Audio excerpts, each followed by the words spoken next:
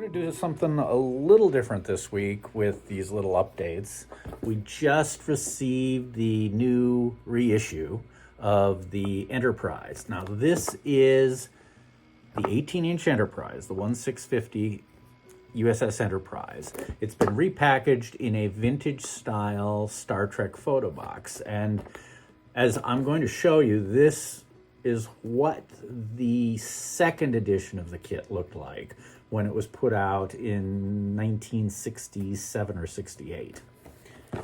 Cool thing about this is it is not the kit that came out in 1966.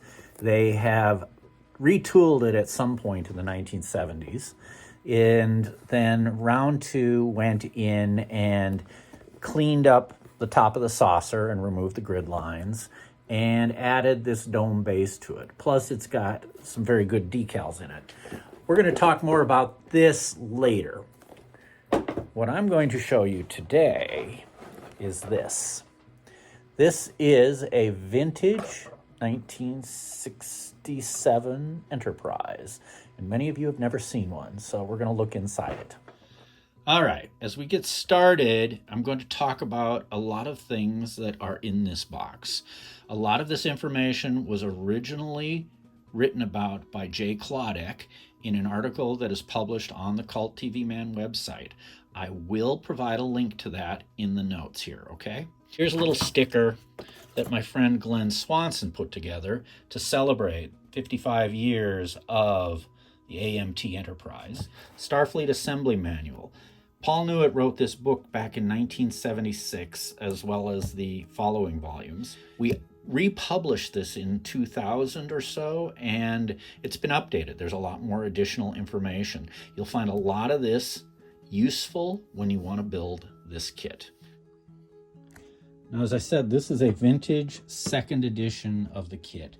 The original box looked like this. This is not an original kit. This is a 50th anniversary reissue from round two. But this is what the original 1966 Enterprise box looked like. The second version of the kit was packaged in the photo box. Now, the box has changed a bit over the years, but the photo box, the photo on the photo box, was used all the way up into the 80s. How do you know this is an original kit? Well, down in the corner it says 1966 Desilu Productions. All the later versions would say 1968. This kit does not have Star Trek written on the left. Star Trek is written down on the bottom of the box. And you will find it says, as seen on NBC TV on the lower edge. The top of the box has this nifty little diagram that I believe is the Matt Jeffries artwork. Okay, we are going to look inside the box.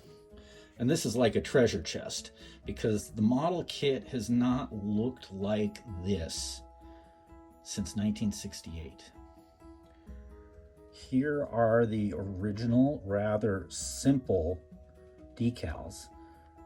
Okay, here are the original instructions, and you will see that they make reference to these grain of wheat light bulbs for lighting the primary hull. And you can see the instructions also show you to put the lights in the nacelles. The bottom of the sheet shows you how to do the batteries, and the sensor dish mount was actually used as a switch that you would turn it to turn the lights on. And as you can see, it has the original triangle base shown here. And here we have the package with all the goodies. You have the grain of wheat light bulbs, you have the amber tinted buzzard collectors, you have the green tinted domes for the primary hull. And also in here, though it's hard to see, tiny little screws and tiny little metal clips for the batteries. Now, back in the box, the first thing you'll notice is the triangular base for the Enterprise. This was used on the first couple of versions of the kit. It was also used for the Leif Erikson. It was used for the Klingon ship, and it was later reused on the Klingon ship from Star Trek: The Motion Picture. We're going to take a look at the nacelles, and the secondary hull. This is the most problematic part of the kit. As you can see, they have these little tabs here at the bottom of the pylon. These were to fit inside this slot. Now, the tricky part of it was these two little plastic wedges. You would wedge them in the hole from the inside of the primary hull, and that was supposed to hold those nacelles in place. And as many of you know, that never ever worked. These little discs here are mounted in the front of the nacelles to hold the grain of wheat bulbs. This is what the inside of the secondary hull used to look like. These extra tabs that you see on the bottom and inside the top of these halves were intended to support batteries, because you had to have batteries inside the kit so that it would power the the grain of wheat bulbs. And then, as you can see, the sensor dish mount had these little tabs, so you would turn the sensor dish to trigger the lights. Now notice that the rings are rather shallow on the sensor dish, and they are unevenly spaced. This would change on later reissues. This part was changed frequently in the model kit.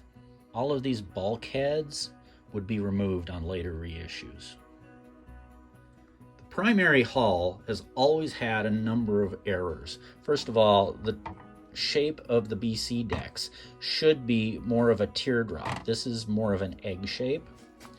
The underside has these 3 indentations that were never on the studio model, as well as this pronounced lip around the bottom. You would think that with all the times they retooled this kit, they would have fixed those things. There are a few distinct features for this version of the kit. As you can see, there's kind of a nipple on the inside. That was to support the grain of wheat light. And this slot was where the connecting dorsal would attach, and you could run the wires down to the batteries. So that's a quick look at the second edition of the Enterprise from an original kit. Now, according to Jay Klodek, the original version of the kit only had lights in the dome. For the second version of the kit, they added the lights in the nacelles. Okay. You will find some versions of this kit do not have the amber buzzard collectors. It has standard white ones and did not include the lights for the nacelles. That is the version of the kit I built in 1970.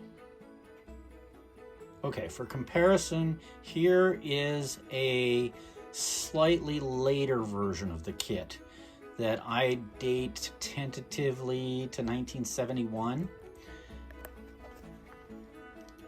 The copyright on the cover says 1968, but when you look at the side panels, they've removed the reference to NBC. Also on the top panel of the box, they have removed the references to the lighting. If you look at the instruction sheet, there are no references to the lighting. They've been completely removed. It still has references to the triangular base. Interestingly enough, this kit does not have the base. Somebody has removed it. You never know what you're going to get when you pick these things up on eBay. Okay, the significant changes in this version of the kit, you can see that all of the battery mounts have been removed. And the sensor dish mount is considerably deeper now. So this is completely retooled. The buzzard collectors have the 3 panels on the bottom, and they are much longer than what came with the amber buzzard collectors in the second edition kit. So other than the removal of the lighting features, this version of the kit was very similar to the second edition of the kit. Now, what I'm going to do in the next video is take a look at an early 70s long box and the mid-70s square box as we can track the changes, the further changes that were made in this kit. We're going to look at some of the other variations of the kit, and we're going to look at the Klingon ship in a few upcoming videos, so stay tuned. In the meantime, guys, build models. We just got the Enterprise in, so get your orders in and have some fun. We'll talk to you soon.